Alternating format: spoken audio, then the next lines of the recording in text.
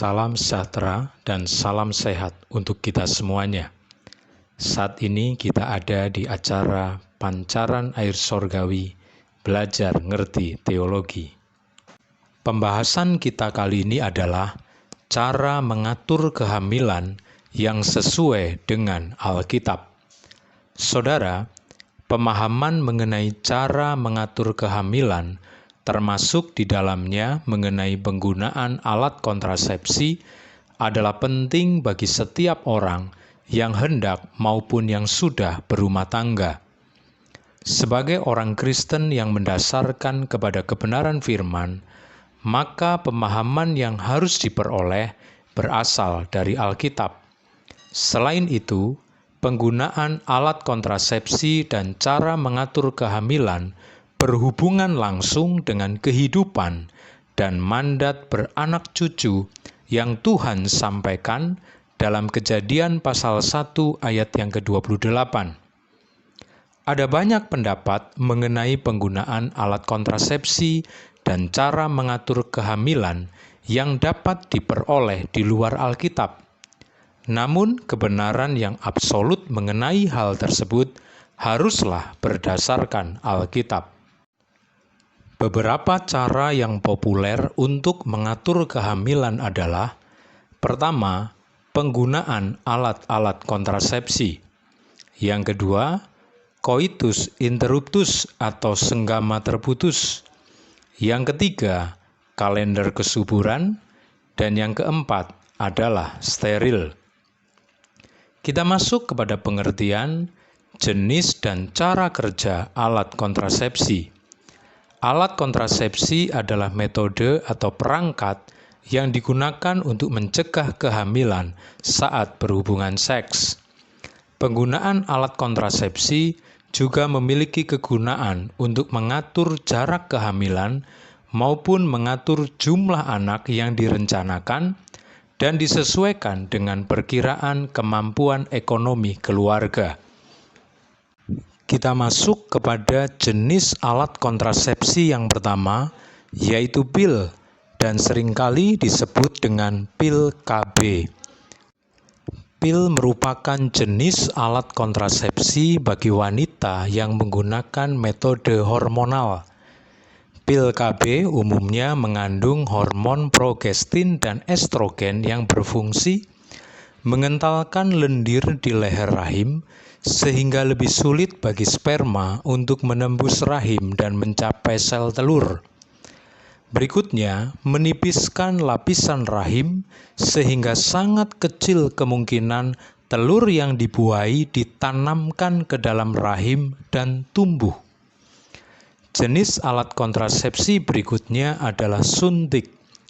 Jenis suntik KB juga ada beberapa, yaitu untuk mencegah kehamilan selama 1 bulan, untuk mencegah kehamilan selama 3 bulan. Suntik KB mampu melepaskan hormon progesteron ke dalam aliran darah dan mencegah pelepasan sel telur setiap bulan atau ovulasi. Selain itu, juga mampu mengentalkan lendir serviks yang membuat sperma sulit bergerak melalui serviks. Serviks adalah struktur jalur yang menghubungkan antara rahim dengan vagina. Suntik KB juga bisa mengencerkan lapisan rahim sehingga sel telur yang telah dibuahi lebih kecil kemungkinannya untuk tertanam dan tumbuh di rahim. Jenis alat kontrasepsi yang ketiga adalah susuk. Susuk merupakan batang plastik fleksibel yang berbentuk kecil yang diletakkan di bawah kulit lengan atas oleh dokter atau perawat untuk mencegah kehamilan. Susuk KB melepaskan hormon progesteron ke dalam aliran darah untuk mencegah kehamilan dan dapat berlangsung selama 3 tahun. Kita masuk kepada alat kontrasepsi yang keempat, yaitu IUD, intrauterine device, atau lebih dikenal dengan istilah spiral, yaitu jenis alat kontrasepsi yang dipasang di dalam rahim dan berfungsi menghadang sperma agar tidak membuai sel telur. IUD melepaskan tembaga ke dalam rahim. Tembaga mampu mengubah tekstur lendir serviks yang membuatnya lebih sulit bagi sperma untuk mencapai sel telur dan bertahan hidup. IUD juga mampu menghentikan sel telur yang telah dibuai untuk dapat menanamkan dirinya sendiri. Kita berpindah kepada jenis alat kontrasepsi yang kelima, yaitu karet pengaman atau seringkali disebut dengan kondom. Adalah alat kontrasepsi yang dapat digunakan untuk mencegah kehamilan dan mengurangi kemungkinan penularan penyakit kelamin saat berhubungan seksual. Prinsipnya untuk mencegah sperma memasuki alat reproduksi wanita. Kita sudah membicarakan beberapa jenis alat kontrasepsi dan cara kerjanya. Sekarang kita akan melanjutkan dengan membahas tinjauan Alkitab terhadap jenis dan cara kerja alat kontrasepsi tersebut. Untuk jenis pil KB, suntik, susuk, dan kondom, keempatnya adalah alat kontrasepsi yang populer yang tidak bertentangan dengan Alkitab. Sebab cara kerjanya adalah mencegah bertemunya sperma dengan sel telur, sehingga tidak terjadi pembuahan. Alat tersebut digunakan untuk mengatur jarak dan frekuensi kehamilan.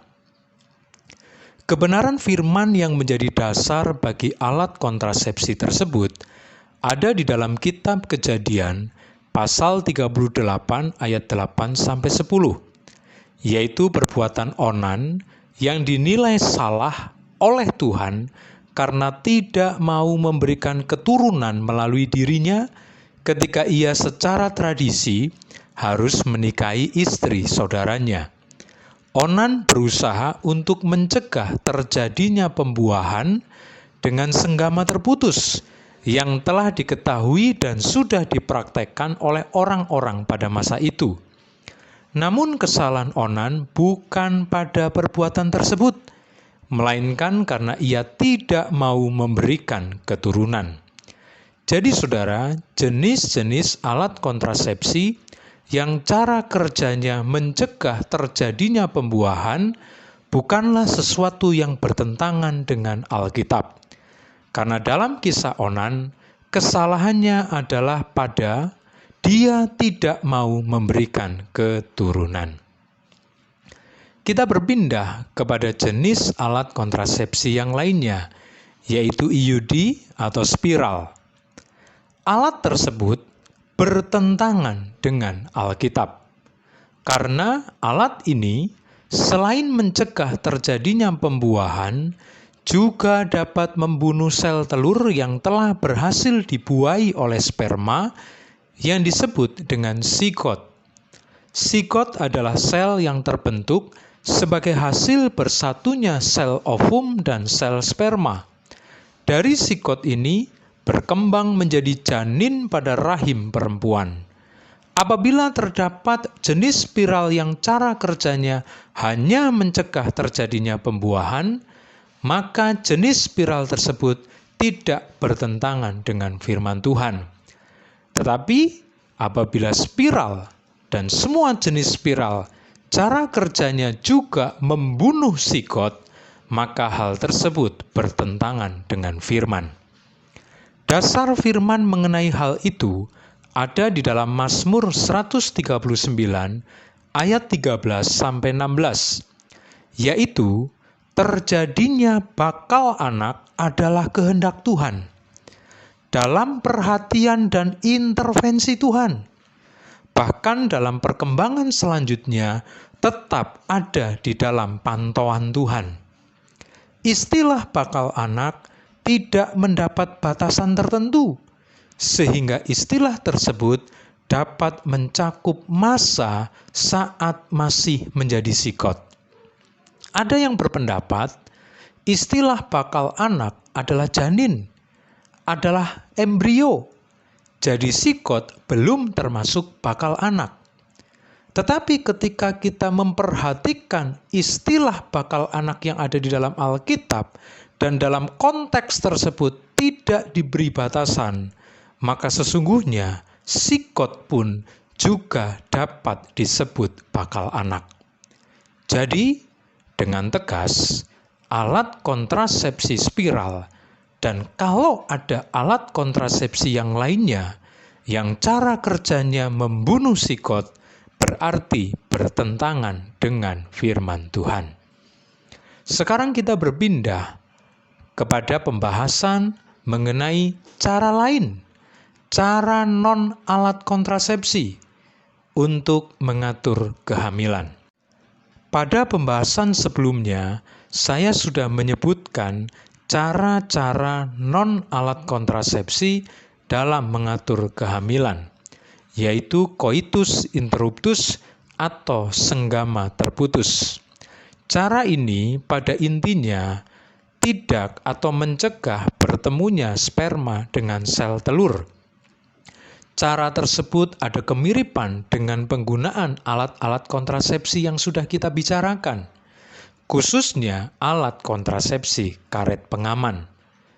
Cara tersebut tidak bertentangan dengan Alkitab, karena pada prinsipnya mencegah bertemunya sel telur dengan sel sperma sehingga tidak terjadi pembuahan.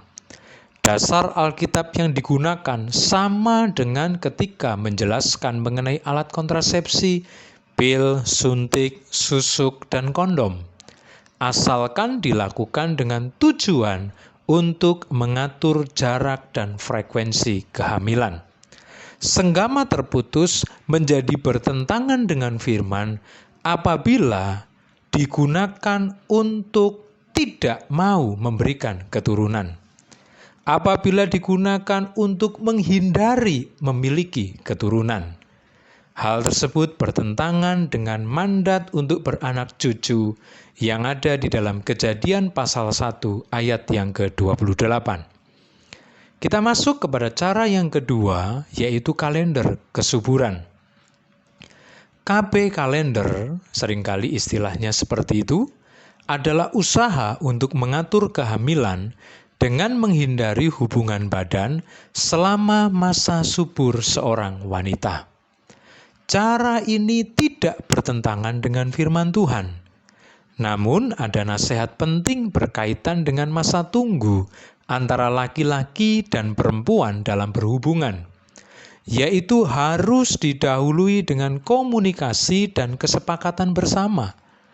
Paulus memberi nasihat dalam 1 Korintus 7 ayat yang ke-5 agar ketika saling menjauhi satu dengan lain karena alasan tertentu hendaknya atas persetujuan bersama. Kita berpindah cara yang ketiga, cara non-alat kontrasepsi untuk mengatur kehamilan, yaitu steril. Steril dilakukan kepada wanita, namun juga dilakukan kepada pria. Namun pada umumnya, steril dilakukan kepada wanita. Pada KB steril terhadap wanita atau tubektomi, dilakukan pemotongan atau pengikatan pada saluran tuba falopi. Seperti diketahui, tuba falopi merupakan jalur utama pertemuan antara sel telur dan sperma. Cara ini bersifat semi-permanen, bahkan permanen, dan dilakukan oleh mayoritas pasangan yang telah memiliki jumlah anak yang relatif banyak. Firman Tuhan tidak melarang cara steril bagi semua pasangan yang telah melaksanakan mandat beranak cucu. Ada juga alasan lain. Mungkin pasangan tersebut baru memiliki satu anak, lalu melakukan steril karena usia yang sudah tidak memungkinkan untuk dia memiliki anak lagi. Jadi pada prinsipnya, steril tidak bertentangan dengan firman, karena sesungguhnya pasangan tersebut sudah melaksanakan mandat beranak cucu sesuai kitab Kejadian pasal 1 ayat yang ke-28. Demikianlah uraian yang dapat saya sampaikan. Kita sudah membicarakan jenis-jenis alat kontrasepsi. Kita sudah melakukan tinjauan Alkitab terhadap jenis-jenis alat kontrasepsi dan cara kerjanya. Kita juga sudah membicarakan cara mengatur kehamilan non-alat kontrasepsi. Dan kita juga sudah melihat dari kebenaran firman Tuhan. Demikian yang dapat saya bagikan, kiranya bermanfaat bagi kita semua. Dan setelah kita memahami, maka yang dibutuhkan adalah respon positif terhadap pemahaman firman yang sudah kita miliki. Sampai jumpa kembali. Tuhan Yesus memberkati.